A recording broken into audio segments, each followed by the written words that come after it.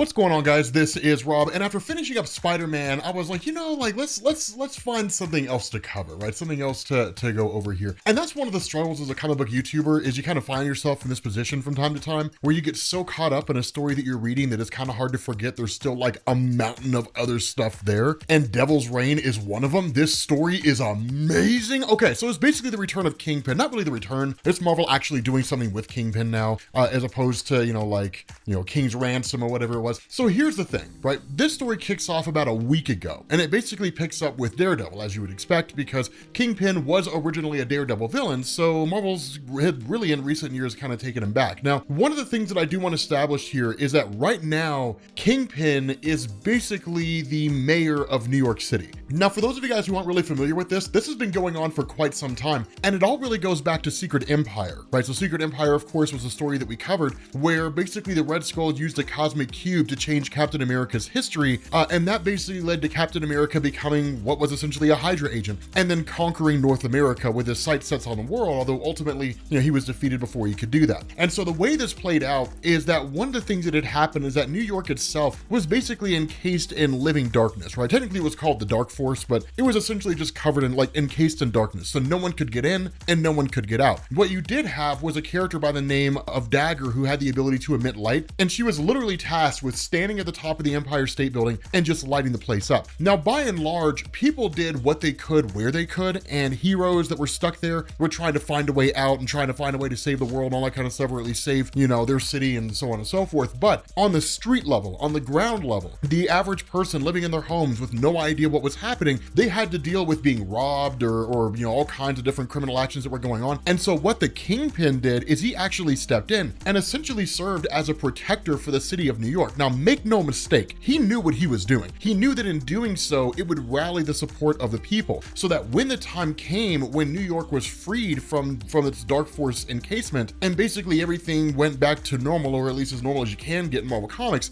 Kingpin ran for mayor and the people elected him, right? Because basically he was the one that kept them safe when they had to worry about being robbed and all that kind of crazy stuff. Now, the other part of this equation, and this is what he's talking about when he's speaking with Daredevil, right? That when he's kind of talking to him and whatnot, that he knows that in his vault was basically the secret identity of Daredevil. But when he went through it recently, that identity was gone, right? He doesn't know what in the world's going on. He's essentially lost his knowledge of Daredevil's identity. That actually goes back to Daredevil with issue number 20. Really, it was volume 5, issue number 20, but basically the Purple Children. So the way this worked, you guys have all heard of the Purple Man, Zebediah Killgrave. One of the things that he had done is he had basically traveled around really the, North America and the world, finding all these different children that he had fathered when he was being a sadistic person. And the goal was to actually conquer various countries around the world with his children running those different countries or those huge sections of the world, and then they would all basically report to him. Once the children were all gathered together, they realized that they had the power to topple Zebediah Killgrave, which they basically did. But while this was going on, Daredevil was actually traveling around trying to rescue them, keep them safe, different things like that. The idea of Killgrave was to eventually take their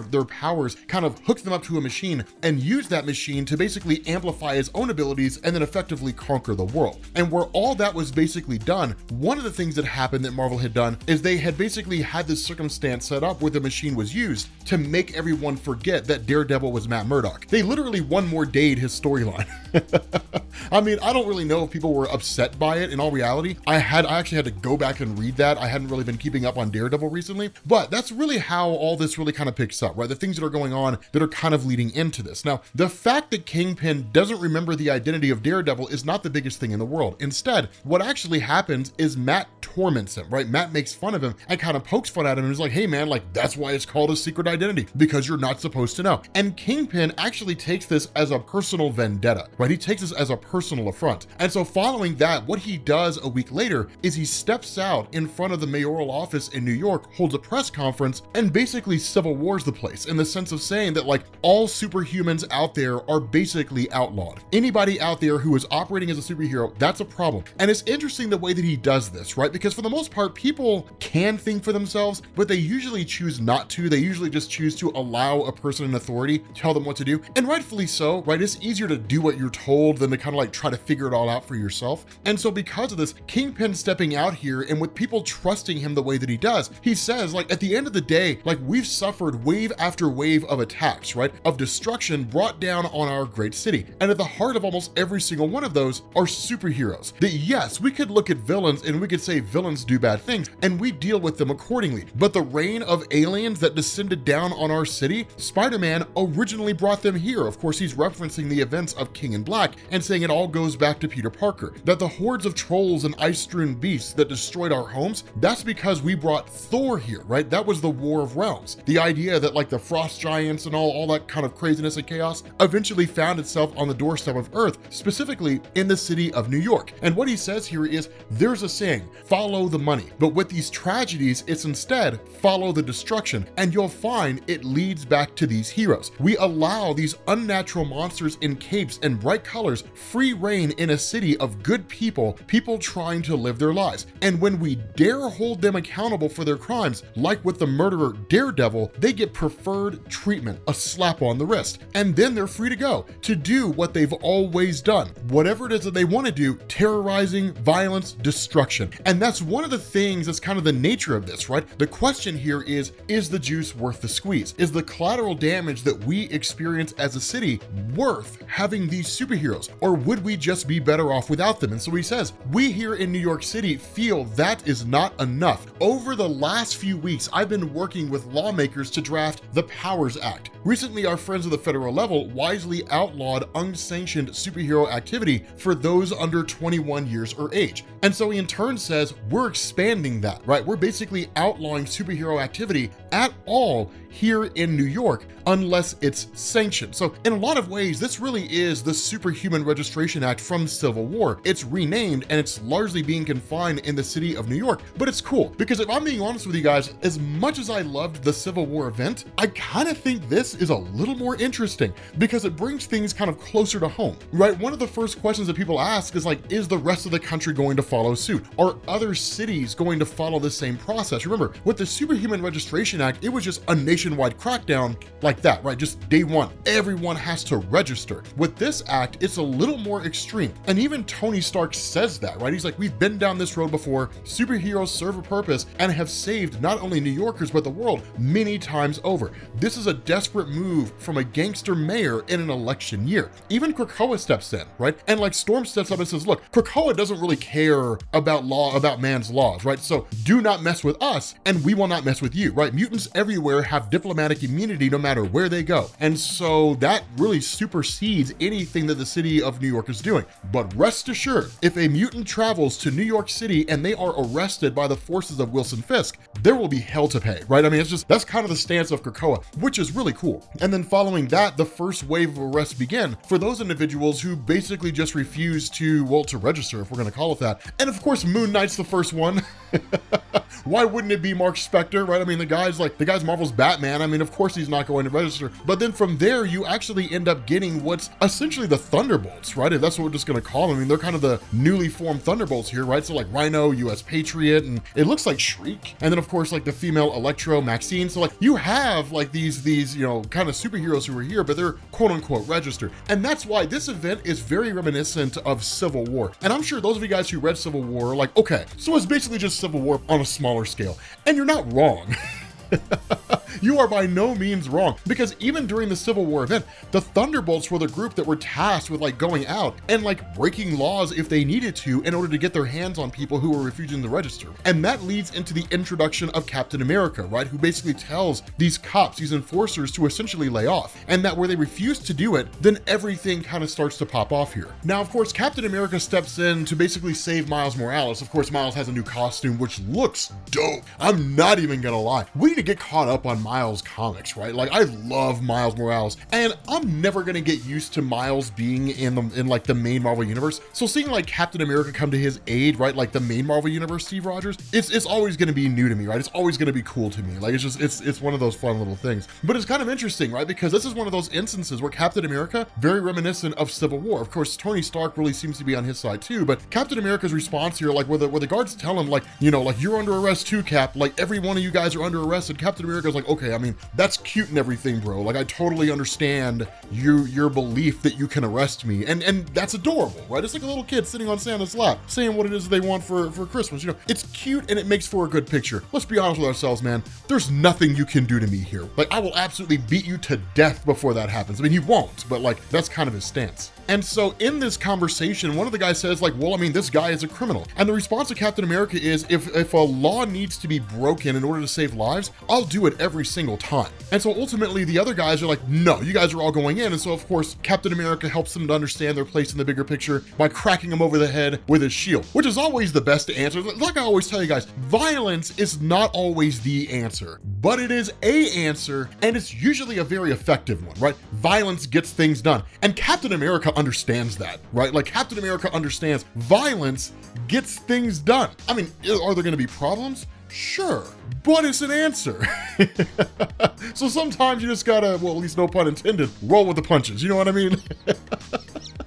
But at the same time, you've also got like Spider-Man and Daredevil who step in. So in a lot of ways, it's a coming together of the superhero community standing directly against Wilson Fisk. Now, of course, they end up basically kind of going to an underground lair. And that's when the questions start getting asked, like, why is Wilson Fisk doing this? And initially, Matt Murdock steps up and says, actually, it's my fault. And the reason he really takes the blame on this is, one, because of what we saw in the beginning with regards to the fact that Wilson Fisk knew what Daredevil's identity was, but Daredevil had basically engineered a circumstance to make him forget, and the fact that Daredevil had taunted him. But in the end, the response here is no, there's no way that's the case. I mean, like, we knew, and even Captain America says that, we knew from the time that Wilson Fisk was elected to office, it was only a matter of time before something like this happened, right? Like, lest we forget, Wilson Fisk is the kingpin of crime, or at least he was the kingpin of crime. He was never a good guy. So I understand what you're saying, Daredevil, and sure, you being a dick probably had something to do with this. But at the end of the day, like, Wilson Fisk was only ever going to do this at some point in time, right? All roads were going to lead to this. So it's not entirely your fault. Now, of course, this leads to the forces of Wilson Fisk, specifically the authorities showing up at the Baxter Building. And the reason why is because the Baxter Building, of course, is working on what would be perceived as weapons of mass destruction. It's not really their intention to do that, but they're toying with things like antimatter and so on and so forth. Any one of the devices that they're experimenting with, if used for nefarious purposes, could obliterate the entire city. The funny thing about this is that because of the nature of Reed Richards and because of the fact that the experiments he works on, the things that he does, really kind of transcend any immediate benefit to like the city of New York and are really more for the benefit of society as a whole, he basically gets a kind of free pass from the federal government, right? Where he basically gets this kind of system where it's like, work on whatever you want to work on, just make sure you don't use it against humanity because we know that ultimately it's going to benefit us all. The problem with this is that because of what's going on with the Powers Act, that basically the federal government's kind of turning a blind eye to the idea of what it is that Reed Richards and all of them are working on. So in effect, they've been thrown under the bus. Now, initially, where the Fantastic Four, or at least Reed and Susan, are like, okay, this ain't gonna happen, right? And they immediately start taking up arms. They're suddenly met by the arrival of Dr. Octopus, who basically slaps on inhibitor collars, right? Collars that basically neutralize their powers. And it's like, yeah, man, the federal government's left you hanging, guys. I don't know what to tell you. And so all they really end up doing here is basically sounding the alarm and basically telling Johnny Storm and Ben Grimm, as well as Valeria and Franklin, that it's a code X7, right? Basically, the Baxter Building's being invaded. Now, here's one of the funny things about this, right? It's not the first time we've seen this happen, and I was kind of disappointed with how this transpired, right? If you guys remember during Dark Reign, when Jonathan Hickman first started writing the Fantastic Four, that like Norman Osborn, the Green Goblin, when he was director of S.H.I.E.L.D., invaded the Baxter Building to take it over. And Franklin Richards, dressed as a cowboy, pointed a fake gun at him, but because he had reality warping powers, he shot him with a real bullet. Like, it was amazing. It was just like it was small little moments like that when you saw like Franklin's just reality warping powers. But Ben Grimm basically steps in and ends up just kind of snatching him up along with Johnny Storm, and they effectively take off. And then that's basically it, right? I mean, they get out of there as fast as they can. At that point, it switches over to Luke Cage and Jessica Jones' obligatory appearance in the comics. The reason why I say obligatory is because this is one of those instances where Jessica Jones appears so that Marvel can remind us she still exists, right? Like, she's still there, guys. She still exists in Marvel Comics, just so you know. Here's some stories that involve her. She is there with Luke Cage, and Luke Cage was supposed to have a tie-in to this event, but basically they ended up canceling it, and I don't know why, because he has an amazing moment here. But basically, like, where he and Jessica Jones are like, I mean, yeah, let's lay low. It's why we don't do costumes, right? Because we don't draw attention to ourselves. I mean, granted, like, Luke Cage led the Mighty Avengers at one point, so people know who they are, but it's very easy to lay low when you're wearing just like some kind of a coat and like a black shirt shirt and some cargo pants or jeans and just kind of calling it a day, right? Where initially they were content with just kind of staying quiet, keeping to themselves, making sure they didn't draw any attention. There's this great big huge calamity that happens. And basically Luke Cage ends up, getting involved and stepping in, only to be met by the arrival of the Shocker,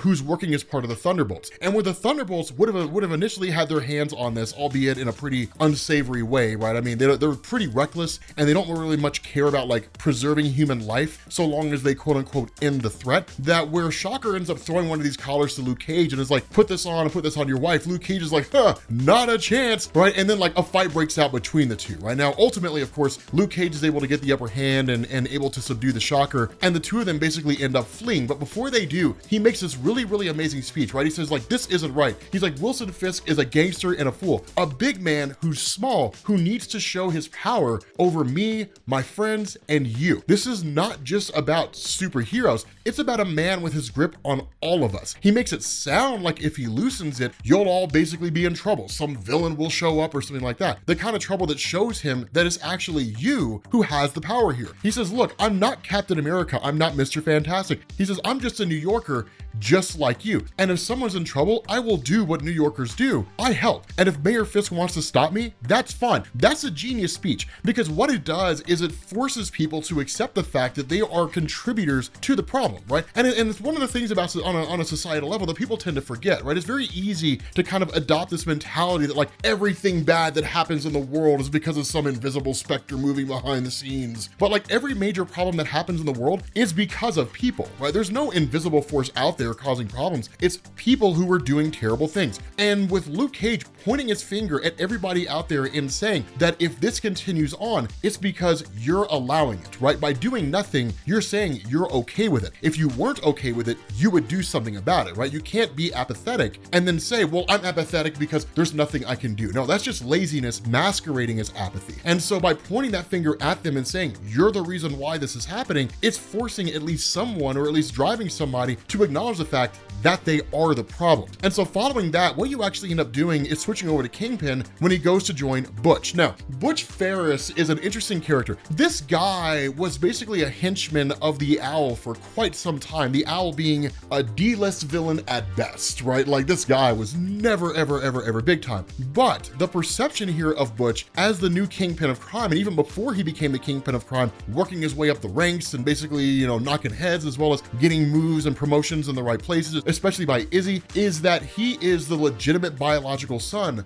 of Wilson Fisk. That Wilson Fisk supposedly had an affair with his mother, a woman named Mrs. P, and that basically left him as the real heir here. And so Wilson Fisk largely seems to follow that and saying that he's doing all of this in order to make life easier for his son. That really seems to be the main motivation behind why Fisk is doing this. I wouldn't say that's simply it, and Fisk is one to play the long game. So if this is the perception he's putting off to Butch Ferris, I'd say he may very well be pulling a ruse. And so following that, where basically he tells Kingpin, like, get out of here, you're basically met with Mike Murdock. Now, Mike Murdock, oh my God. Okay, Marvel had this genius idea at one point in time that Matt Murdock, operating on the ground level because he didn't want people to know that he was Daredevil, had fabricated this identity called Mike Murdock. And it wasn't like he suffered with identity disorder. He didn't have like a multiple personality disorder or anything. I mean, he did kind of have a personality disorder in the more recent run, but Mike Murdock was ultimately just a concept that he had created. There was one point in time when Daredevil was working with the Inhumans, and one of them, their name escapes me, had the ability to basically bring to life anything they read. And in reading about Matt Murdock, had basically learned that Matt had created the Mike Murdock persona and accidentally made him tangible. Following that, it's just a series of events where Mike Murdock just kind of became his own person, doing his own thing and all that kind of stuff. I mean, this also goes in line with the fact that that the entire history of Matt Murdock had basically been rewritten, which is weird. Honestly, I don't know how long this is going to go on for. I imagine Marvel's just going to retcon all this away and it's just going to go back to Matt Murdock just being Matt Murdock, and that's basically going to be it. But because of the life that he'd created for himself, Mike Murdock and Butch Ferris had basically kind of just grown up as friends who were also involved in the criminal underworld. And so that's why the success of Butch is also the success of Mike. And also because Mike's kind of helped him progress a little bit, right? Mike had masqueraded as Daredevil, different things along those lines, but have been instrumental in Butch coming to power as the new kingpin of crime. And so following that, you switch back over to Luke Cage and Jessica Jones. And Jessica Jones, of course, is like, yeah, you know, we got to get out of here, you know, all that kind of stuff. But when they get out there, they're met by Tony Stark. And so Tony Stark's like, yeah, guys, we got to do something about this. Okay, cool, whatever, Tony. Like, I mean, he wants to get rid of him, right? Because a lot of it's Jessica Jones making this case about how Kingpin is basically overthrowing democracy, or at least seems to be making himself totalitarian. She doesn't really know how Tony Stark feels about that, because the last time there was a major catastrophe like this, right, Civil War, Tony Stark sided against the superhero community and in favor of registration. But in the end, Stark's like, no, it's different this time. One, because I've arbitrarily decided it, and two, because it's not exactly like it was with Civil War. With Civil War, there was a tangible reason why the Superhuman Registration Act was being passed, right? The Nitro had detonated in Stamford, Connecticut. He'd killed men, women, and children. And so with all that death and destruction, that catalytic event, people were like, we're done, right? Like, that's it, right? That catalyst had like set things off. They're like, we're finished, right? We're done with collateral damage and all that kind of stuff. The superhero community needs to be held accountable for the things they say and do, right? Superhuman registration is the way to go. Wilson Fisk is using existing scenarios to paint this kind of dark and sinister series of events in some unguaranteed future that may or may not come to pass if superheroes are not held accountable. I guess maybe Civil War kind of did the same thing, but nonetheless, you see what I'm saying, right? He's using circumstances as a reason to justify the launch of an event that, in all honesty, couldn't even have been stopped by the superhero community. An eldritch demon, a primordial being from the void that existed before the universe, finally gets free and attacks Earth, right? I mean, there's nothing superheroes could have done to prevent that.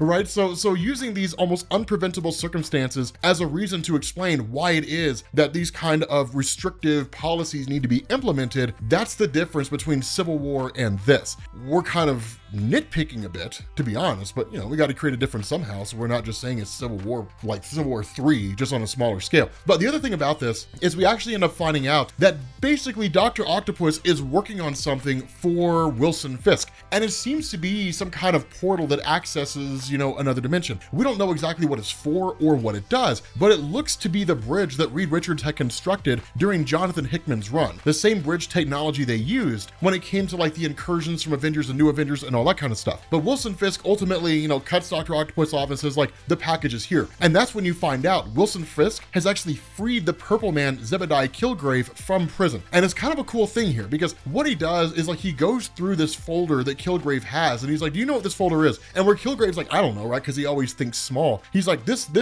folder is power, right? Because it represents knowledge. It represents information that I can use. Because in a lot of ways, Wilson Fisk in Marvel Comics is very much a J. Edgar Hoover kind of guy, right? For those of you guys who don't know who that is, J. Edgar Hoover was the head of the FBI at one point in time, and he had information on everyone. Some say he was the most powerful man in the world, right? Because they had information on everyone, right? Foreign dignitaries, citizens, government officials, that if J. Edgar Hoover wanted it, J. Edgar Hoover got it. And in fact, after J. Edgar Hoover left the FBI, there were sweeping changes to the power of the FBI director because of the threat that J. Edgar Hoover represented. That people who were talking, if you go back and you read any of like those old interviews and those old books or anything like that, people were like, that guy could have become a dictator. The only reason he didn't is because he chose not to. I mean, this guy could do virtually anything he wanted to in law enforcement. Kingpin is very much the same way. He really operates a lot like J. Edgar Hoover as well, kind of operating behind the scenes, using the knowledge he has to force people to, you know, create policies or to avoid laws or make laws that are beneficial to him. The problem with this is that as he's talking to Killgrave, he's like, this folder has nothing to use against you, right? There's nothing here. Your children hate you. They want to have you dead, so I can't use that against you. You have no loved ones. You have nothing. There's nothing that I can use against you here. But in a lot of ways, that's always what Killgrave wanted. Killgrave always wanted to have this kind of scenario where he could never really have anything used against him because he never had anything at all. But at the end of the day, when he goes to basically use his powers on Wilson Fisk, it doesn't work. And the reason why is because Wilson Fisk is one of those very, very few number of individuals that exist out there where his willpower is so strong that Zebediah Killgrave's powers cannot work on him. That's one of the things to know. Killgrave does not use mind control in the traditional sense. It's not telepathy. He emits pheromones. But a person with a substantial level or a high enough level of fortitude, right? The ability to withstand the effects of Killgrave Kilgrave, they can overcome him. His powers will have no effect on them whatsoever. And so ultimately, Wilson Fisk seizes Zebediah Kilgrave, and then it's just like done, right? He's like, what a squandered gift. He says, perhaps it's time someone more worthy possessed it. And so ultimately, it looks like he kills Zebediah Kilgrave, seemingly for the purpose of attaining his power and using him for himself. The other thing that we end up finding out is that Wilson Fisk has a sight set much higher than mayor of New York. What he's shooting for is to become president of the United States. And it looks like he will do it in the same way most politicians will do it, which is by any means necessary. Beg, borrow, steal, or kill. With that being said, guys, we're gonna bring this to an end. Thank you guys for watching, and I will catch you all later. Peace.